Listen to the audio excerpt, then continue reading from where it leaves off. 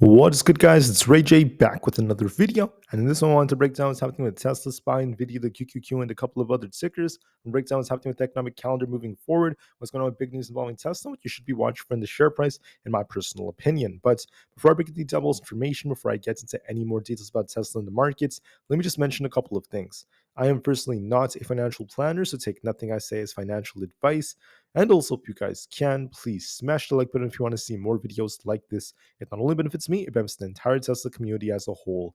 Anyways, when it comes to Tesla, as you guys can see, Tesla's been trading very sideways for the last couple of weeks, besides one instance where Tesla managed to pump and dump after getting some bullish news. Besides that, Tesla's been, for the most part, stuck below 180 as resistance, and we're actually above support at 173 to 172 right over here. So overall, it's been just continuing to get tight, consolidating, trading sideways. There's not really a whole lot going on with it. But the question is, how will this be affected by the markets? Can Tesla get a big breakout later on? What is my personal opinion of this? I'll be talking more about this a little bit later on. Let's first talk about the markets. Tesla was actually down 0.3%, SPY was down 0.7%, and the NASDAQ or the QQQ was down about 0.7%. So the market saw a little bit of a pullback today after some new headlines have come out. So as you guys can see, gold has been slipping a bit as the dollar is starting to push. The dollar index pushing is once again a bullish catalyst, or a bearish catalyst, excuse me, for the markets. And then we also had the treasury yields, the 10-year treasury yields specifically started going up amidst all the talk and the chatter from the Fed. So the Fed has come out and they're saying that they are open to the possibility of keeping rates higher for longer. This was especially noted by Cash Card from the Fed yesterday. So, with the 10-year Treasury yield starting to rise and climb, this is causing a big outflow in the markets, leading to a lot of indices dipping a bit, a lot of ETFs and index funds dipping, whereas the overall market is kind of reacting to this, and then the yields are still continuing to climb. So that's the way we're kind of seeing this so far. That's why the market is kind of dipping a little bit, at least throughout all these different sections. And I think that that could continue a bit more after what we're about to see. Now, tomorrow, we have some important data coming out. Tomorrow is going to be Thursday, May 30th, 2024. Know that 1 hour before the market opens, okay, we have some important GDP numbers coming out. We have the GDP growth rate, GDP price index, not to mention the GDP sales. Then we also have the initial jobless claims report all coming out at 8:30 a.m. Eastern Standard Time, 1 hour before the market opens. This may cause some high volatility, and I still think the market may dip a little bit more as we have some gaps to fill on SPY and also on the QQQ. But even if we do dip a bit more, we'll be watching to see if this leads to a bounce later on, if we see a dip and a bounce, and what reaction we get from this moving forward. Now, for the data, we have pretty much all the data coming out an hour before market open. And then besides that, there's not really much else coming out except at 11:30 we have some bill auctions, then a bunch of Fed speakers, and that's pretty much it. But the main piece of data for tomorrow will be 1 hour before market open at 8:30 a.m. Eastern Standard Time. Those numbers will be very, very important. Now, for the overall sentiment of the market, the fear and greed index is currently quite neutral, a little bit closer to the fearful side. We're seeing market momentum kind of shifting as greed is kind of slowing down. We're also starting to see a big shift right here as the puts and call option positioning is shifting upwards because we're starting to see a lot more puts being bought and a lot more shorts entering the markets. So shorts are starting to celebrate. They're throwing their money in. They're starting to open more positions. This is causing a big shift in the way things are moving. Market volatility is also quite neutral. It's actually pushing towards our 50 daily moving average. Right now, the VIX is a little bit below that. It's trying to test this right here. So we'll see if this shifts as well. This is going to be very, very important. The VIX is approaching that 15 area. We will see if the VIX gets a rejection or not, but it is looking a bit more bullish for now. Now, moving forward, for earnings, we just got Salesforce announcing its earnings, also known as CRM. A lot of retail love to trade this. Going into tomorrow, we have Kohl's, Foot Locker, Dollar General, and Best Buy also announcing their earnings. And after the market closes, we have the notorious Costco and Dell. Costco is going to be a big retail one out there. But for Salesforce, let's talk about this. How are things looking for this? Unfortunately, the shares have dropped 60% because of two big misses. The first miss was the revenue was actually a miss relative to what we saw from before. We ended up seeing the first revenue miss since 2006, which is a bad piece of news for them. Revenue was 19.13 billion, below 9.13 billion, below the 9.17 billion expectations, with EPS at $2.44 above expectations. Still kind of a miss. And then their guidance was a little bit weak for the second quarter. Not the best of news for them. That's part of why the share price ended up not following through. Now, anyways, enough about the overall market. Let's talk about Tesla. I went over this in a lot more detail in my earlier video, so if you want to check that out, you could see more details about this. Basically, Tesla is being asked by the NHTSA for records involving their power steering loss. That's going to be very important because We've seen a lot of reports that there's some issues with Tesla's power steering. The investigation that's been opened by the NHTSA, they're basically investigating over 115 reports about the Model 3 and the Model Y, and they're going to be looking to cover about 334,000 of the Model 3s and Model Ys from 2023 in their investigation. They want to see more information about what Tesla's doing. They want more information about the process for identifying problems and creating solutions for these potential defects. And this is actually very important for the safety of these different drivers. There's also been a lot of talk about how they had a preliminary evaluation on Tesla's steering control for the Model 3 and Model Y that included about 280,000 of them in about 2023. And they had a total of about 2,300 complaints at that time. So the complaints are slowing down a bit, but they need to see more information on Tesla to help alleviate this issue. That's something very important that's worth noting. As of right now, I read that some owners reported that they were not able to turn the steering wheel, while others reported an increase in required effort in some issues, in some instances. And Tesla has not responded yet. We're waiting to see what they end up saying and what they end up giving. But that is something that's making a lot of headlines and something that's worth noting. As far as Elon Musk goes, he is once again talking about how he wants his pay package, kind of implying that he was once again, this was something that was agreed upon by different shareholders, but now it's kind of becoming more contentious looking at the way Tesla's looking in terms of its performance and such. But he basically had a big reaction right here. We could see that there were certain companies that owned about 183,000 Tesla shares worth $40.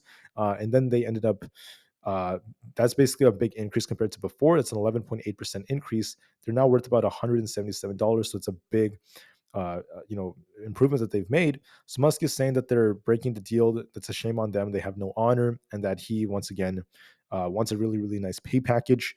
He also has said that he wants to have a lot of Tesla shares or access to them and control over them for him to continue to develop AI. Not like all of Tesla as a whole, but 25% of the company, which gives him a decent amount of power, but also not enough power to completely overthrow everything. So it's a very interesting opinion that he has. Musk is also trying to incentivize more people to vote on the decision by offering tours of the Giga Texas. So we'll see how things go with this, but Musk has the right to have his opinion. I will just respect whatever the shareholders want to say and do. But that's making a lot of headlines at the moment.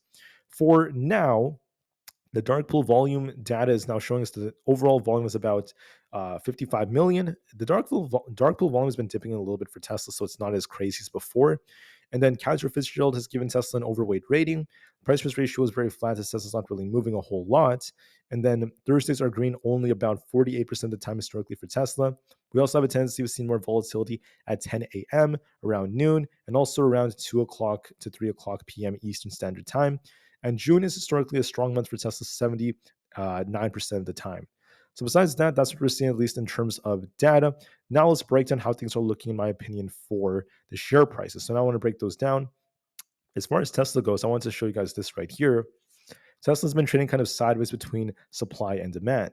We have resistance around this 178 area, and we have this 180 area, which is where Tesla's gone rejected off of many times. And we also have support all the way down around 173 to 174. So we've been stuck within this range. As you guys can see, back and forth, back and forth. We did get one pop only to come back down, and back and forth price action for many, many weeks, over 2.5+ weeks. And then when you zoom out of the 4-hour time frame, you could see, despite that, Tesla has a nice inverse head and shoulders like structure. If we could get a close and a hold above 180 and continue to hold above it for multiple days, we could see a very, very big rally in Tesla for the month of June, in my opinion. There is potential for Tesla to rally, but for now, we're not ready yet. We're just kind of consolidating for the time being. So with that being said, what do I see for tomorrow specifically? Honestly, guys, I think the market may have a little bit more downside. That could be a little negative for Tesla, but I don't think it's going to cause anything too bad because Tesla is just consolidating. Could Tesla dip a bit? It could dip a little bit, in my opinion, retest this 174 to 173 area. But every time we hit 173, Tesla does love to bounce. It loves to see some buyers step in and defend it. And we also have resistance around this 176 zone where our EMAs happen to be, 178 and then 180. To be really bullish on Tesla, you want to see it break past 180 and hold above it, like I said before, and then we can start pushing to much higher levels for a breakout. To be bearish, you want to see it lose 172 and start sinking to 168 because we have a gap to fill down 168 actually, all the way down here. In my opinion, there's no sign of it breaking either. It's just kind of trading sideways. Look at the last week. It's been coming down, back up, down, back up. It's just doing that over and over and over again. It's pretty wild. So I think tomorrow we're going to see a little dip on Tesla with the market hitting this 173 zone. Then we're going to be looking for a bounce back up to about 178. We could be looking for another push, only to just continue to trade sideways, not really doing a whole lot for now. It's just continuing to consolidate, getting ready for a big move later on.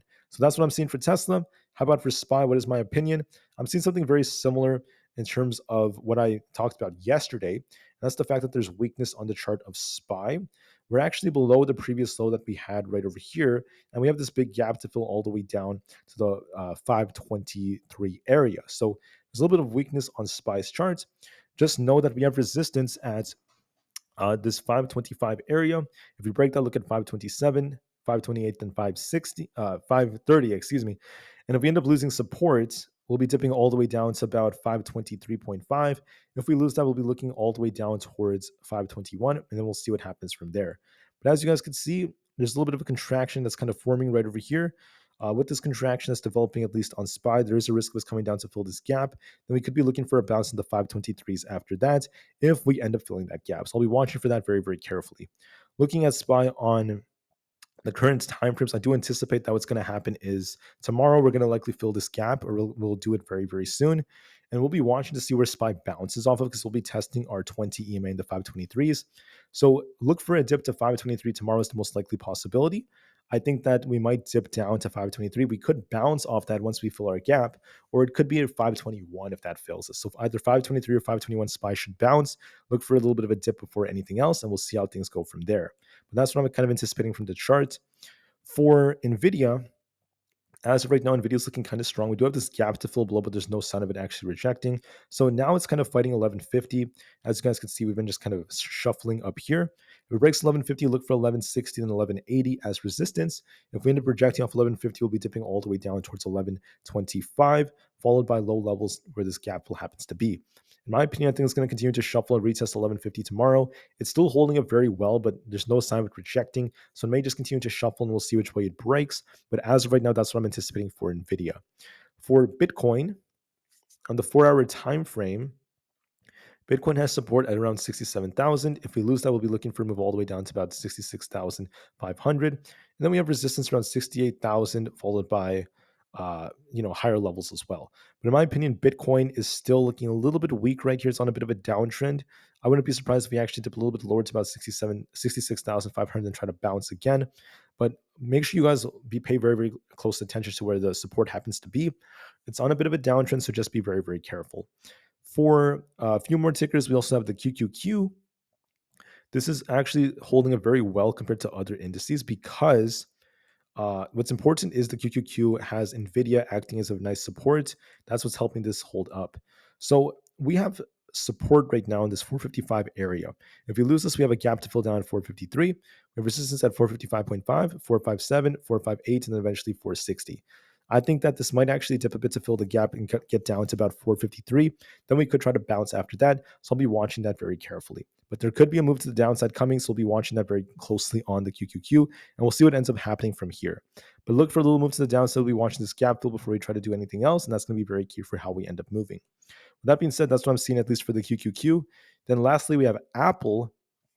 Aapl, in my opinion, has resistance right here at 190.5. We have support at 189.3 and also at 188.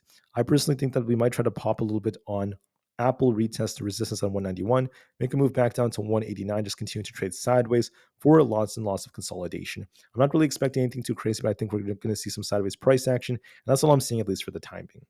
With that being said, one last thing about NEO is that they did 15,600 deliveries in April, and then between May 1st and May 26th, the data is showing they have about 15,400 registrations so far for the first 26 days of May.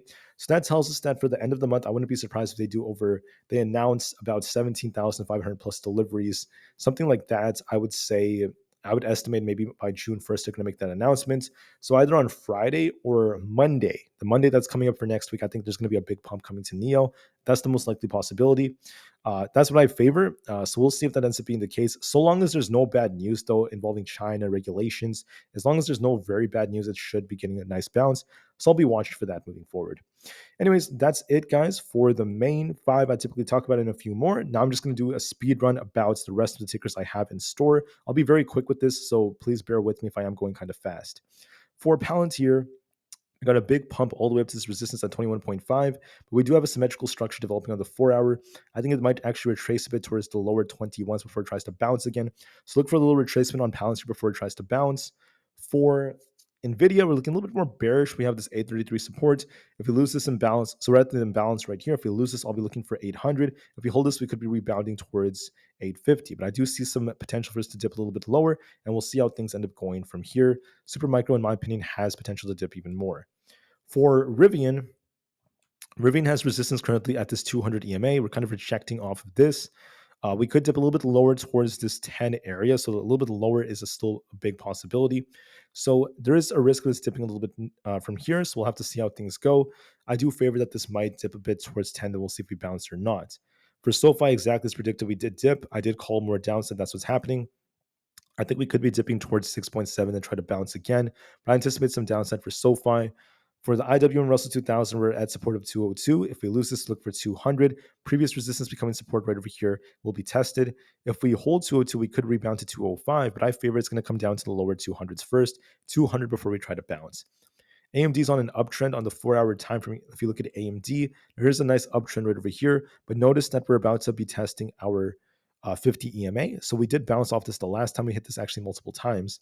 If we lose the 50 EMA, if we lose the support here, we're going to be dipping all the way down towards the lower 160s. If we hold this 163.5 area, then we could be looking for a bounce. I'll be watching that very carefully on AMD. For ARM, we have a very, very nice uptrend being established right over here. We could be dipping lower towards 118. If we lose this, we'll be looking at 115. I think that we could actually dip down to about 118. We'll see if we get a bounce or not off ARM, but it's on an uptrend so far. So knowing that, it's going to likely try to get a bounce. Look for a little bit more downside to either 118 or 115 than a bounce, but one of those levels should be met, so watch for that. Coinbase, same thing, is trying to hold around 235. If we lose that, we're going to be dipping down to 230, then 225. If you hold this, we're going to be bouncing back up towards 240. We'll be watching to see which way this ends up going. But overall, there's actually a bit of an uptrend being respected on Coinbase for now. So we will see if it holds this support. If it holds this, look for a bounce. I'll be very, very patient. Amazon, not looking too fun. Amazon is kind of like stuck within a range right over here. You guys can see it right here.